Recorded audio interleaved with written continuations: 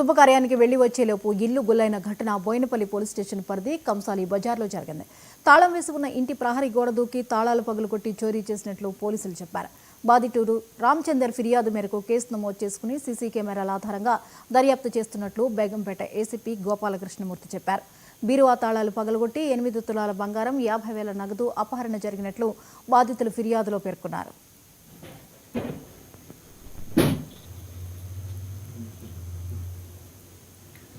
ఇందులో కూడా గోల్డ్ కొన్ని వేరే ఐటమ్స్ కూడా దీంట్లో నుంచి దొరికాయి.